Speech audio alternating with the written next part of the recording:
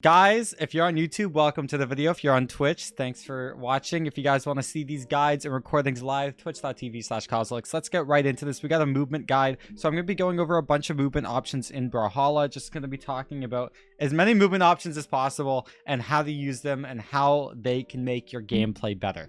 Without further ado, let's get right into this. First thing, we got dash. So if you don't know, dash is a thing in Brawlhalla. There's two types of dash. You got forward dash and back dash. Back dash is trash. Don't back dash. There's a couple like situations. Only back dash when you can't really get like stuck or punished for back dashing. Back dashing just has more total frames, so I wouldn't recommend doing it so much. But forward dashing is really important, and a good way to like practice forward dashing is I like to call this is like a forward dash stance. It's easier on 360 hertz, I swear to God. I was trying to do this at BCX and my timings are just really off. Practice snapping these forward dashes together. It's like a dash dance. It's just a good way to practice like turning directions to make sure you're always forward dashing away, because back dash is trash. Forward dash is amazing, especially if you get like forward dash stance. Would be like super quick. Yeah, just like this is something you can practice. This is like a good way to just practice dashing in general. Next is a dash jump. So this is equivalent to like a short hop in Brawlhalla compared to other games. You get like max momentum with a dash jump, as well as like it's like the short hop, so you're at like this hover distance where you can like hit them with aerials even though you're not like too high, like it's a full jump. Practice if you want to like just practice dash jumping. I do like a little dash jump fast fall dance just like this. This is just something you should practice. Learn how to input this. You can always just practice these things between stocks, and you'll just like over time get used to using these in neutral. Like if you just practice them accidentally, your brain will automatically do them like breathing to a point where it's just added to your gameplay. So just practice the input, make sure you can do it, and kind of just have fun with movement. Just like play around. There's a lot of cool movement options with this game, so just like have fun and do these options between like matches, between stocks, whatever. Next, there's chase/chain dodging, which I just want to go over. So when you land an attack, you can chase dodge towards, and chase implies you can only go towards. So like I can't do it like backwards. I can do one forward and then chain another one backwards. So what you can do is you chase dodge. So you hit a move, you dodge towards them, but then if you dodge twice, you can chain them together, 2 in a row. The really good thing about this is repositioning.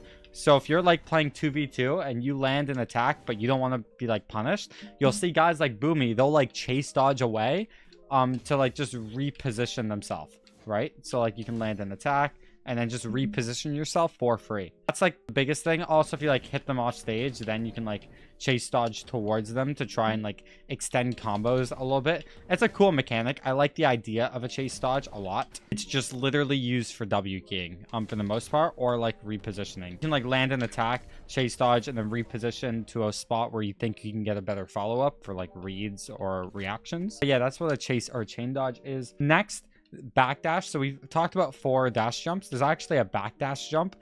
This is very similar to a forward dash jump, but you get less momentum. I think less height, but it's really hard to tell. But you can fast fall this just like anything, like any other dash jump. I still think this actually has some use cases. Like for instance, if I'm far away on Lance and I'm like zoning someone, I can like backdash jump and Sair, right? And like the backdash could like condition them to want to think that they can come forward, but then I like just Sair, and it's like it's pretty quick like how fast I can like get this off. So like I wouldn't necessarily practice using backdash so much, but backdash jumping can be like really useful. You just need to like space it accordingly and do it like intentionally. It's more like a mix up. It's like less momentum than a dash jump, so you can like just mix up and like confuse your opponent. The way to practice this is like, see what I'm doing here, like a backdash jump like thing. I'm just backdash jump turn around, backdash jump turn around. You can like practice stuff like this. You can also like just backdash continuing, just like backdash and then keep backdashing. It's kind of like hard. You have to hold forward before you backdash. So if you want to perform a backdash, you can do it standing still, or you have to be holding forward. You can't be like holding backwards and then like press it. You have to like do it simultaneously, kind of like frame 1 or 2 or whatever it is. But yeah, you could just literally practice this input. It's just like a little nice thing to practice, get used to it. It can lead to some good options. Okay, next is dash canceling. So if you dash and then hold back instantly, you can stall the momentum. So for instance, if I just spam dash, this is like spamming dash going forward, right? I'm just going max velocity. But what you can do is dash forward, hold back immediately, and then before you turn around, hold forward again. It can take like a bit of practice. I haven't actually been playing that much Brawlhalla, so I'm turning around a little bit too much. But if you just practice this a lot, see, it's like a dash and then you stop your momentum. Stingray actually taught me this. Shout out to Stingray. It's like a really good mix up because you can dash forward, you can cancel it, right? You want to confuse your opponent when playing. You don't want them knowing your next move. And this is just like a really cool like mix up. You can like dash for pressure and you can like cancel it and then jump right away too. There's a lot of ways to like fake pressure, and this is like a really good way. It's like, oh, I'm coming in, no I'm not, oh, I'm coming in, no I'm not. You get what I'm saying? And instead of like backdashing like this, a dash cancel and then like jump away, you continue forcing pressure and taking stage because of it. Backdash, you kind of like fall back a little too much. Forward dash is just really good at just pressuring your opponent, which is what Stingray is incredibly good at doing, and that's why he was like telling me to do this. Okay, so this is like a very situational movement thing that a lot of pros just keep secret for some reason. So if you actually dodge while fast falling and then hold up, I don't know if you know this, you kind of like stall momentum. I'm gonna take a look at this. So if I dodge and then hold upwards, you kind of glide in midair. I don't know if you like notice that. Like I'm falling and then you hover. See these frames where I'm hovering horizontally? It's just literally fast fall, dodge down, and then like hold forward, or like dodge diagonally down and hold forward. You stall. If you just did this while holding down, you don't stall, but you stall if you hold slightly upwards. It's just really weird. It's a cool mix-up for returning back to stage. It might be something useful, but it's more specifically for returning back to stage. Okay, next, most of you guys know this, slide charging. So slide charging is really useful in this game, but more specifically, just want to tell you when it's a slide charge. Slide charge moves that have big hitboxes. So like sometimes I'll slide charge the down sig or whatever. More specifically, I only like slide charging when my opponent gets hit off stage and I see that they've wasted a dodge. If they've wasted the dodge, then they are sitting ducks. They're free real estate for an attack. And a slide charge is a really good way of covering a lot of like space instantly. Like I can let go of my end sig whenever I want to. When I'm slide charging, you cover a large amount of space, right? Especially going forward to make it harder for your opponent to like get back. I'm just gonna like show you guys really quick. I believe you see my whole screen. Just like the amount of space a slide charge gets. So like this is like small brawl, for instance, right? Just theoretically, I just want to like show you. I like slide charging the most, the Scarlet Lance down sig. Lance down sig covers, let's say it's like this if I'm like right here. But if I'm slide charging, I can cover like all of this. All I have to do is let go at any time, right? So like when I'm like here, I let go and then I cover this. If I'm here, I let go and then I cover this. The point is you cover a large amount of space instantly and they don't have a dodge. So only slide charge when they don't have a dodge, and then do it with moves that have big hitboxes. That's like my rule of thumb when slide charging. There's also reverse slide charging. So the same rule applies. It's just if they're trying to get like back to stage. Like if someone's like trying to get up, maybe I'll like reverse slide charge end sig if they're like trying to land from above or something like that. But yeah, reverse slide charging is just backdashing while doing it. I believe you can like forward dash and turn around if you're like fast enough, but maybe not. But for sure, just backdashing is the easiest way of doing it. Next movement option, drift. If you're not familiar what drift is, it's essentially when you can move during the active frames of attacks. For instance, Lance Neutral Air has a lot of drift. You can just see I can move a lot. I can completely change my movement. See, I'm like holding backwards a lot, so I'm going backwards. Or I can hold forwards and I go forward, or I can like stand around still and then I go still. Drift is a really good way for two reasons. It's amazing. Number one, it's easier to control when you want to punish your opponent. Like you can like be like, oh, I need to move slightly to the left to hit him, right? And number two, it's incredibly difficult to punish moves that have big hitboxes with a lot of drift. So like Lance Neutral Air is incredibly difficult to punish if you're like in specific positions. Like you can punish it in certain positions, but like this drift allows me to mix it up so much that like my opponent will have issues punishing this most of the time, because I can pick and choose the way I want to hold this, right?